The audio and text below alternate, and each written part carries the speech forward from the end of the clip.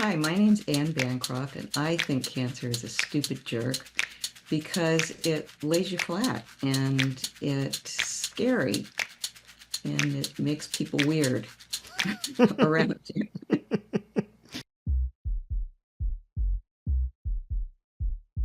Uncorking a Story presents Cancer is a Stupid Jerk, a podcast where we share real stories from fighters, survivors, caregivers, and healthcare heroes who stand face to face with cancer and say, not today. We're all about embracing the laughs amongst the tears, finding elements of joy and lessons along the way, and proving time and again that love, laughter, and community are important tools on the treatment journey. So, whether you're in the thick of the fight, cheering someone on, or just here to be inspired by incredible tales of courage, resilience, recovery, and the undeniable power of the human spirit, you're in the right place because together we're showing cancer that it picked the wrong fight. Now, here's your host, Mike Carlon. Ann Bancroft is a remarkable two-time breast cancer survivor, making her literary debut at 71. Her novel Almost Family features a rough around the edges, witty heroine who stumbles upon an unlikely found family. This debut balances the existential questions raised by terminal illness with honesty and wry humor, reflecting the power of love to heal and grow us even at the end of life. Welcome to the show, Ann. Thank you, Mike. So great to be here. Really appreciate it. Oh, I appreciate you coming on, Ann. I'm going to start where I always start with my authors, which is where does your story as an author begin? Well, I had a career as a journalist. I worked for several newspapers in California, the San Francisco Chronicle, the Oakland Tribune, the Sacramento Bee, and the Associated Press, wire service. But I became a fiction writer. I decided to learn to write fiction after my first bout of cancer. I retired early and well, early-ish, and took some fiction writing classes. Started with short stories, and then I don't know exactly the point at which I decided to turn it into a novel. I wasn't interested in writing about my own cancer journey, as they call it, but I just didn't think it was that interesting, frankly. Um, but I was interested in the idea of what if my situation had been flipped, and I had a lot of support. I had, good friends, family, insurance, place to live, all of those good things. And but um, what if instead I was at a really low point in my life? And it started kind of with that the main character is just divorced out of an alcoholic family, um, gets dumped, at the very worst possible time, um, but makes these unlikely friends in a support group. And a support group is, as we may have said, the main character is pretty snarky and very closed off. This support group is the last place she ever thought she'd be, but she goes and meets these three very unlikely uh, companions. And the group itself is so bad, it meets them in the Nordstrom employee training room. And it's kind of comically awful, but the three of them hit it off and decide they're going to form their own group so they don't have to sit around and talk about cancer all the time. Instead, can go do some fun things. And in the process, they learn about each other's family issues and help each other solve those issues. I know you mentioned having a career in journalism.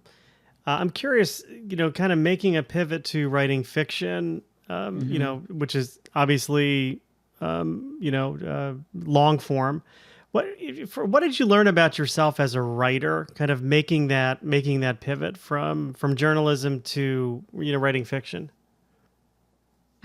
Well, craft-wise, I guess I would say the biggest challenge I had was to open up my imagination, to allow myself to make things up, because after, 25 years or more of not being allowed to do that, it was a challenge.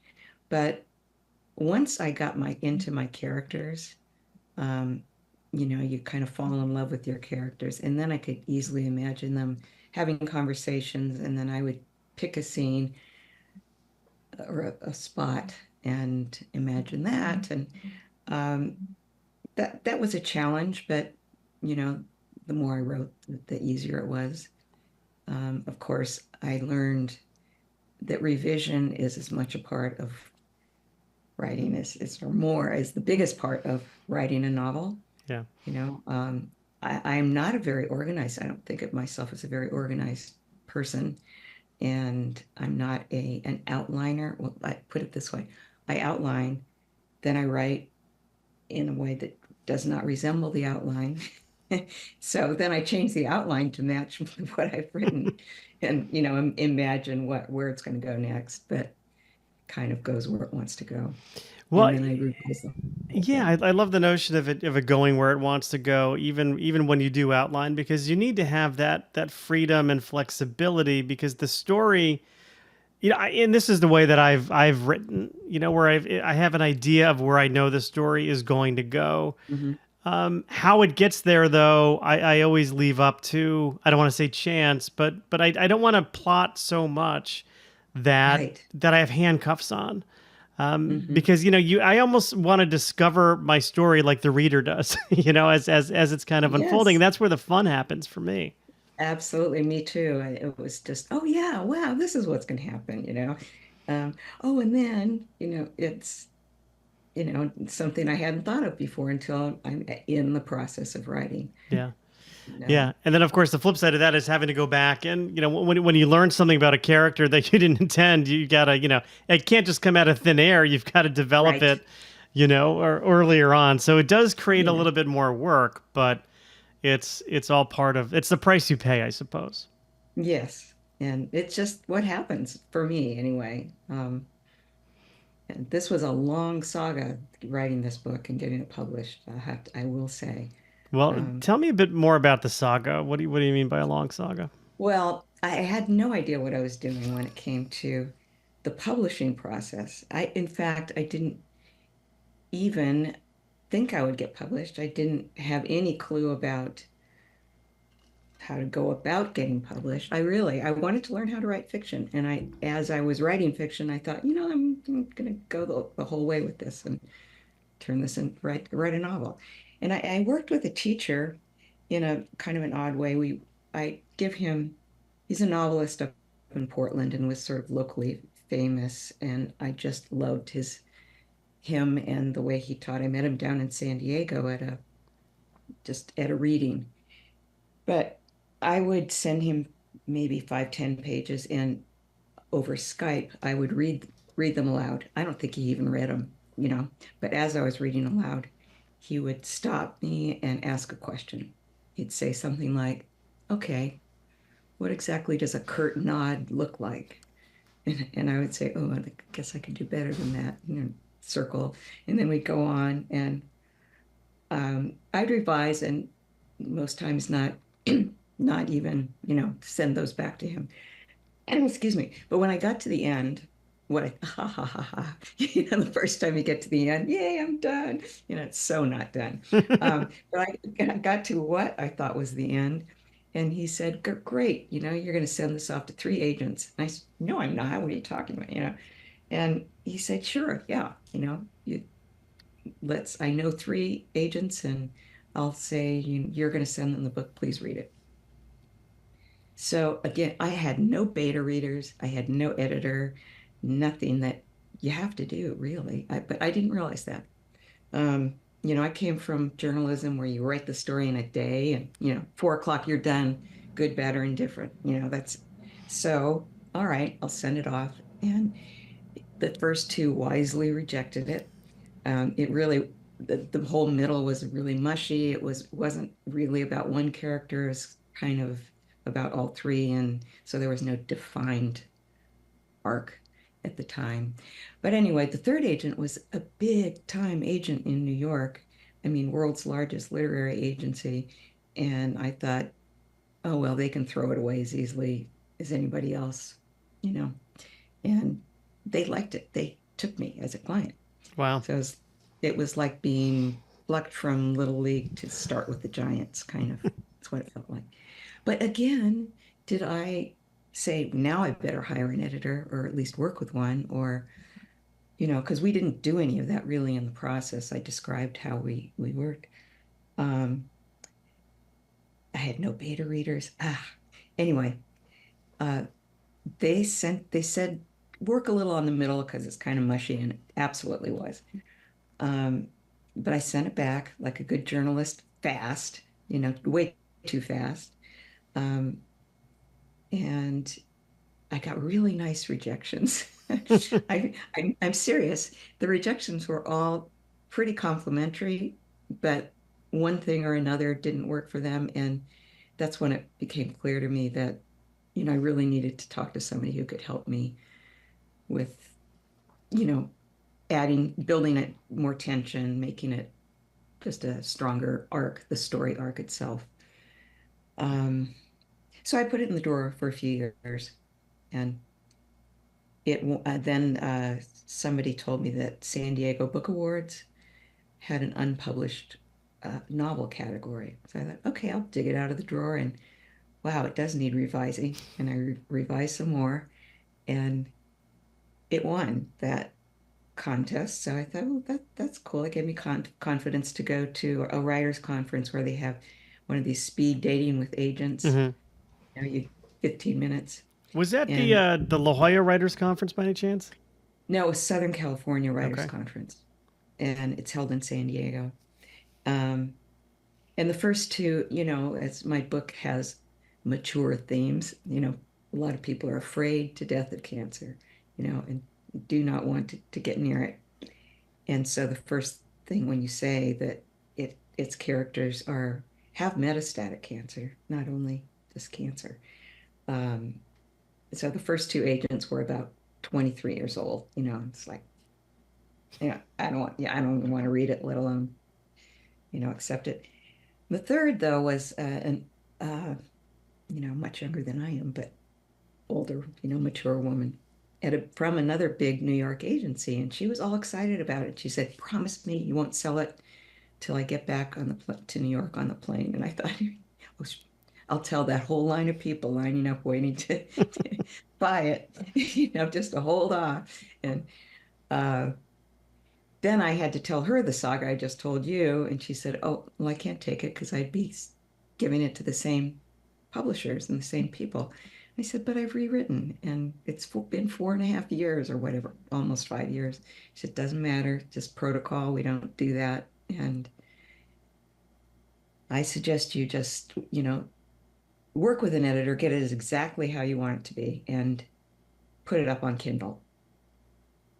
And I didn't want to do that. So I did work with an editor. That was my pandemic, called it my graduate course in revisions um, project. I had cancer and a recurrence, and I did that whole editing process during the pandemic.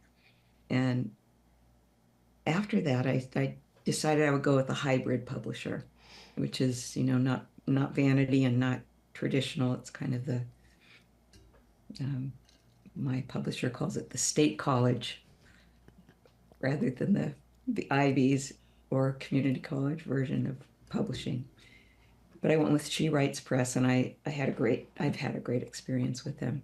Yeah, they do tremendous work. I've been fortunate enough to interview a number of She Writes Press authors on this program, and I know that they, it's a fantastic avenue, and it seems like the perfect solution for you. I'm surprised that first agency in New York didn't have an editor or didn't send it or have you work directly with an editor at that time before they started pitching it to publishers. I know. I am too.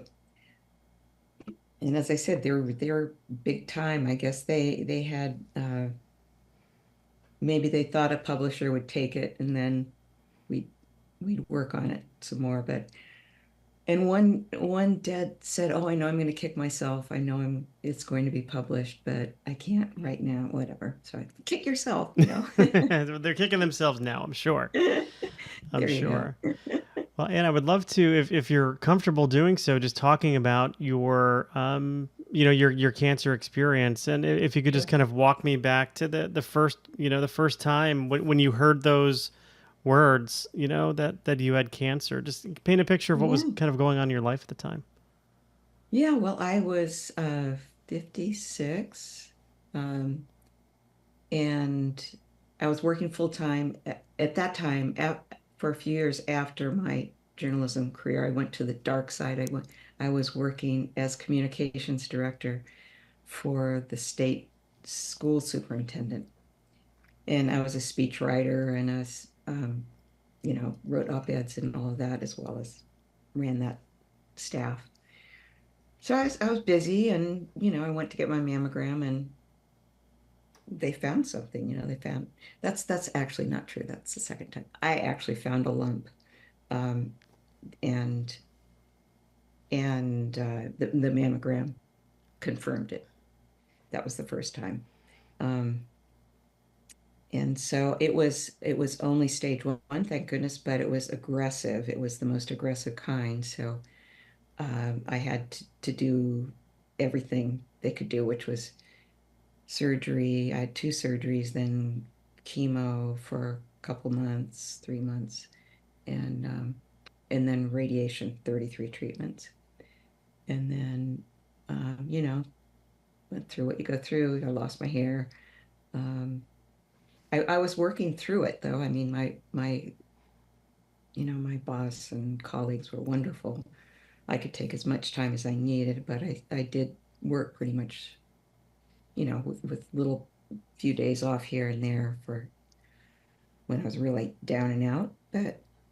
Um, but after that experience, I decided, it does put life in perspective. And I was convinced because mine was aggressive that I had maybe 2 years. I mean, I went to the worst place. I like, uh, Googled all the stats and had my little, you know, document of, here are the odds. And at that point, they did say it was most likely if it's going to recur, it's going to recur in 2 to 5 years. So I decided I didn't want to work in an windowless office anymore. I wanted to be outside and um, be more creative in my work. And so that's what I did. Yeah. What helped you kind of get through? You didn't say it, but the phrase that came into my mind was, dark night of the soul. What helped you get through that during that period of time? Um, I would say, well, certainly friends and my family were very supportive, and we've got a really nice community here. Um, Laughter is always, something that gets me through.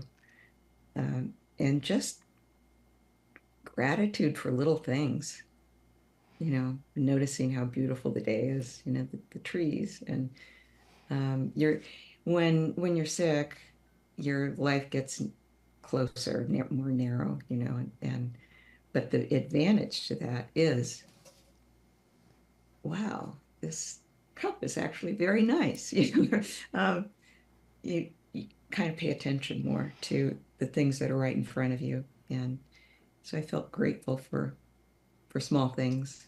Yeah, those are the little blessings that kind of come Hmm. along, helping you realize that, hey, that hummingbird that just flew into the backyard is just Hmm. miraculous, right? Yes, absolutely. And that was one of the things. I would sit in the backyard and look at the birds and the squirrels. And yeah, I was going to say something, forgot. Anyway. Yeah, I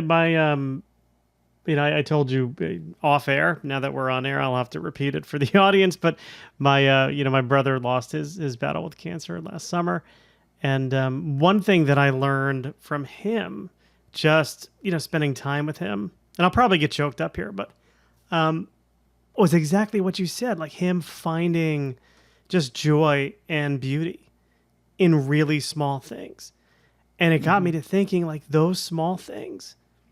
are the big things in life. Yes, exactly that. Exactly that.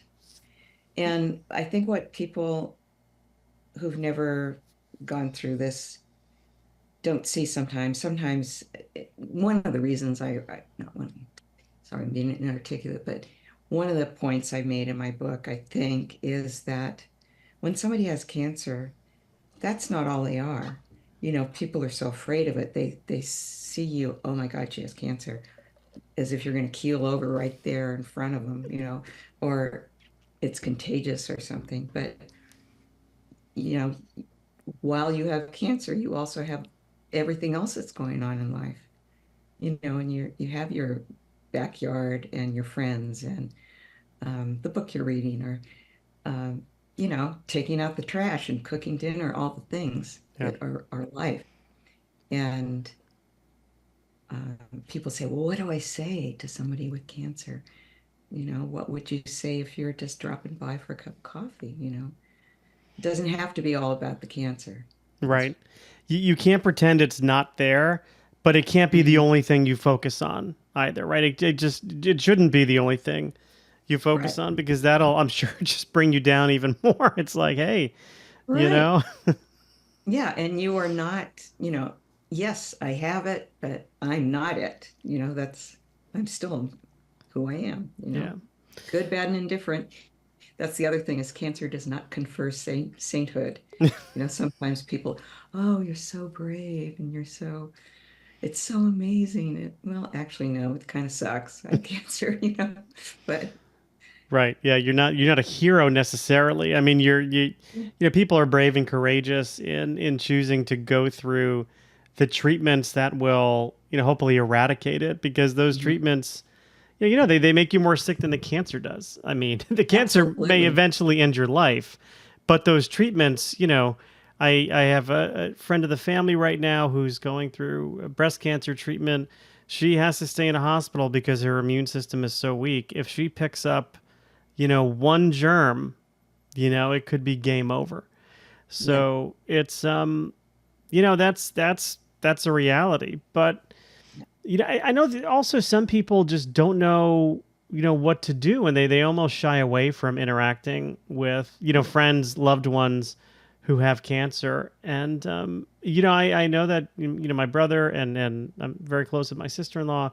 They'll say, it surprised me that so and so stopped coming around.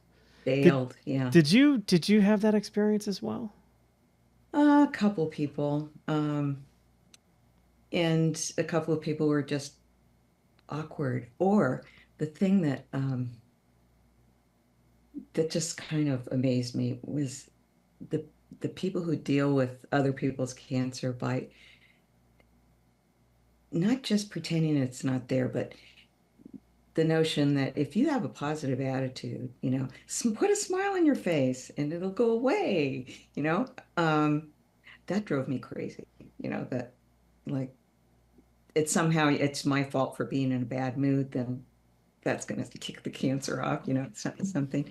Um, and all the advice from people who, it's well-meaning, but not necessarily appreciated, like what to eat and what to do and all that.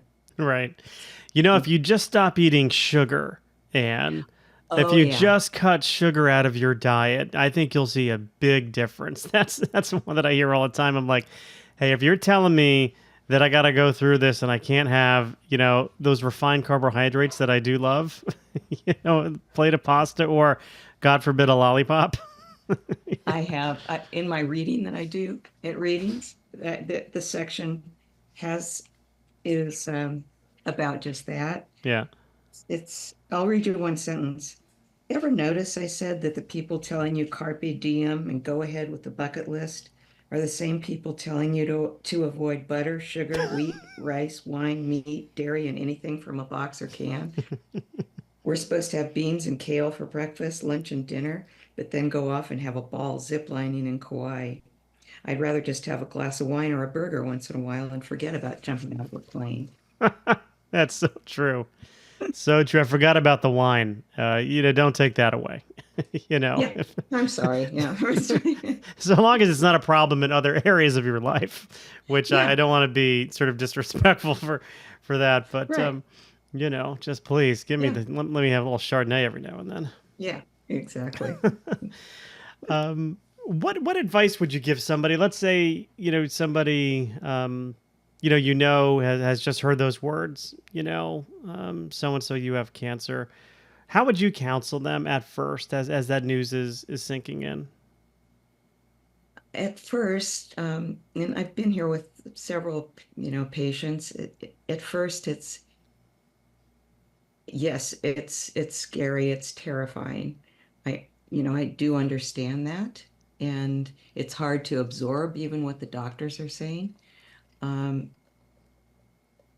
but just know that it's not always going to be as terrifying. It's not always going to be as momentous in your life.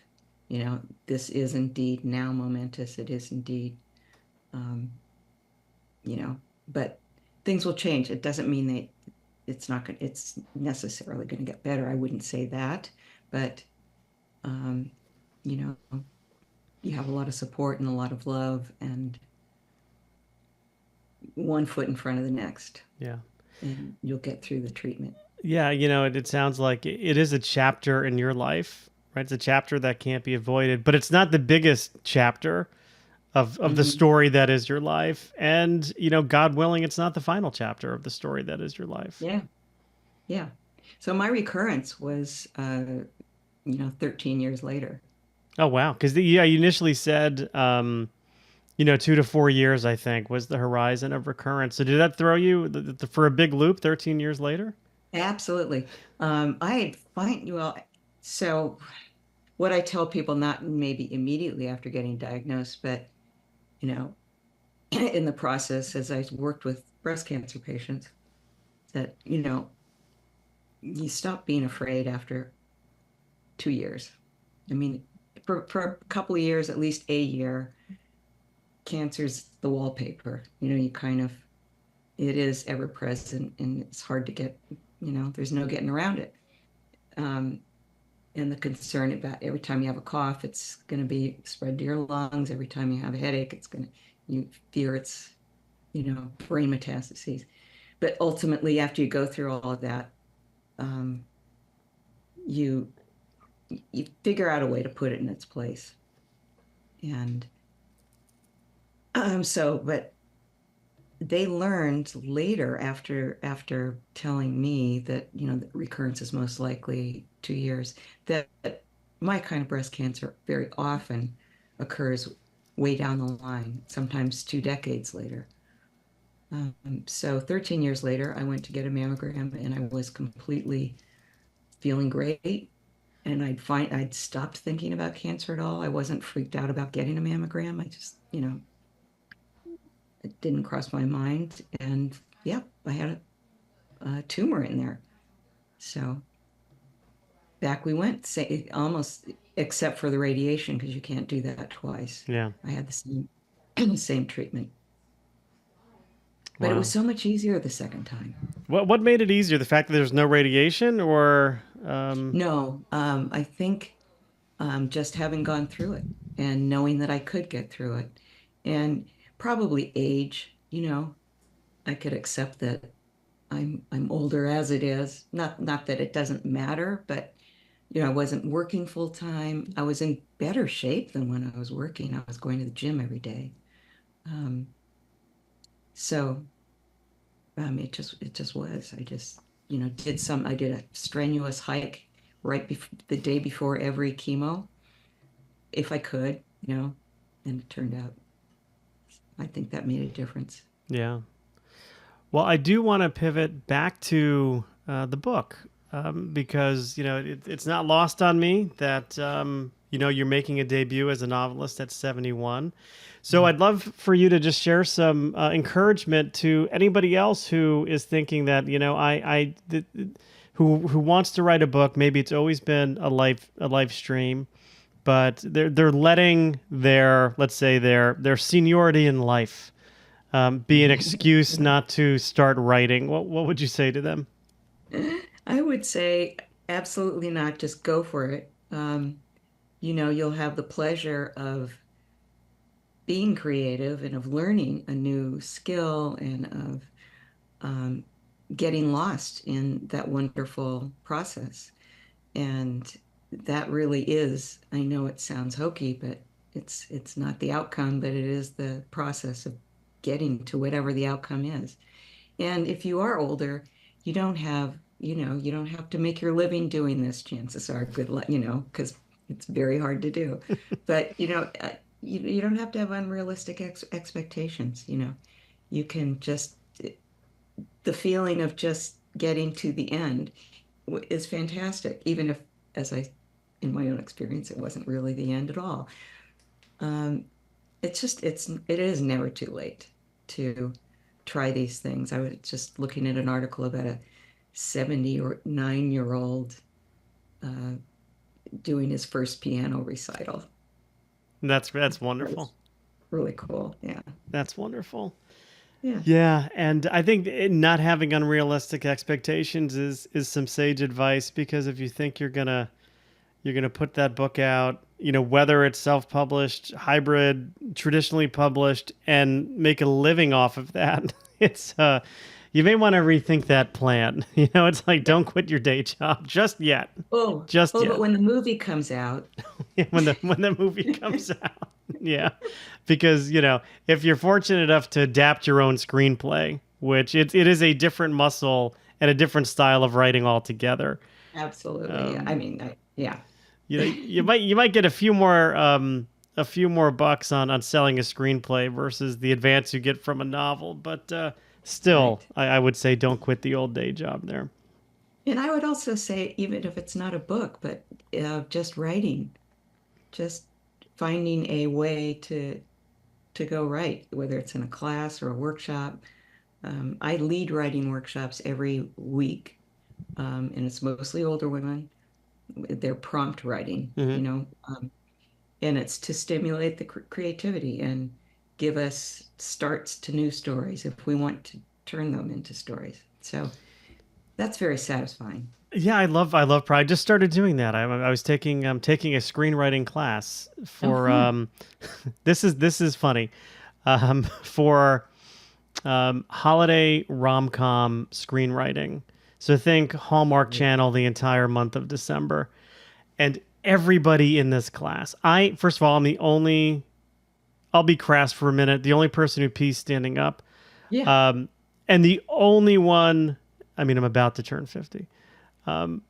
But the Oh, only it's so one young. whose age might even begin with a five. Like, it is not a young person's thing. But we're doing this prompt writing, and I had so much fun. It was such a great exercise, just doing that. And I can actually see, my mother has cognitive impairment. She's going to be 91 in August. Um, but I can totally see, that prompt writing as a way of just exercising your brain. Think about your brain as a muscle and keeping it Hmm. active, and maybe combating, what might happen. What happens when we get older. The noggin doesn't Hmm. work as well as it used to for many of us. Not for all of us, but Yeah. for many of us. Yeah. Right. And it's so exciting to see what happens and what amazing things people come up with in 15 minutes, Yeah, yeah. because we'll have a 15-minute prompt and I don't know what I'm going to write, even though I've given the prompt. Nobody knows what they're going to write. And all the feedback is positive because it's like you wouldn't criticize a brand new baby. Um, Well, you shouldn't. I mean, you're right, exactly. there was an episode of Seinfeld I remember where they said a baby looked Oh, like Richard Nixon, but yeah, Churchill. that's how did you get involved in doing that writing, leading that writing workshop? Um, Back shortly after I retired again, I went to a couple of workshops. It's called Amherst Writers and Artists. That's the method. Um, I went to a few and I just enjoyed it so much. And I decided, maybe that's something I could do is lead these workshops. So I went and got trained. That was way back in 2015, I think.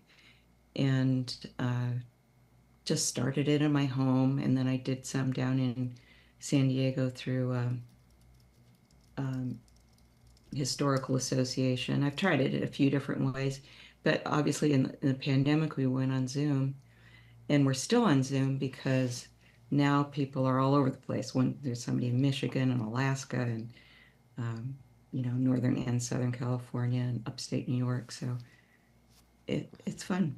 Yeah. Well, that's great. Well, where can people pick up a copy of Almost Family? Oh, wherever books are sold. Now, uh, Bar- Amazon, of course, Barnes and Noble and Bookshop, any bookshop.org, which is independent bookstores, if you want to buy it online. Hopefully your independent bookstore will carry it in the store, and if they don't, please ask them to. Um, um, yeah, it's also on Audible. Oh, great. Did Um, you do did you read it? Did you narrate it or? I didn't, because my voice I didn't think was strong enough. It goes into old lady mode every once in a while, and too often for my comfort. And the narrator's fantastic. Oh, that's good. She's great. Yeah. Yeah, that is a labor of love. I've tried to narrate a book, and I got so frustrated just after the first chapter. I'm like, because I was playing the role of audio engineer and producer and director and reader, and Too I hard. said, you Yeah. know what, I'm going to hire somebody to do this, and they did a much better job than I ever could. Is that So for your book? yeah, for one of my books, yeah, Your books. I they have to did a read you. bang up job. So. Yeah. And then, Anne, if people wanted to get in touch with you, do you have a website or any social media that you might be active on to share with people? Yeah. I have annbancroftauthor.com, all one word, is my website, and you can sign up on there. Um, I promise not to spam you. I don't write a weekly newsletter or anything, but maybe occasionally, and you can keep up with where I'm going to be. I have an Ann Bancroft author Facebook page and a regular Facebook page, and Instagram. I think I'm Ann Ban too. I'm still getting into Instagram. I don't know, and I should get onto Book Talk, but I just haven't gone there yet. Mm-mm. I haven't been able to crack that nut. Yeah, That's a tough one. yeah, you But know. yeah, well, and this was so much fun. Thank you so much for stopping by and letting me uncork your story. Thank you, Mike. I really appreciate it. Now I'm going to go look up your books. Thank you for joining us today on Cancer is a Stupid Jerk. We hope you found inspiration in today's episode and felt the strength of a community that refuses to let cancer have the last word. Remember, you're not alone in this fight, and every step forward is a victory. Join us every Sunday for more stories of resilience and recovery, and make sure to subscribe to our podcast on YouTube or your preferred podcasting platform.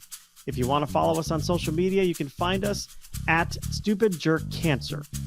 If today's story moved you, consider sharing it with a friend or somebody who might need a dose of inspiration and encouragement.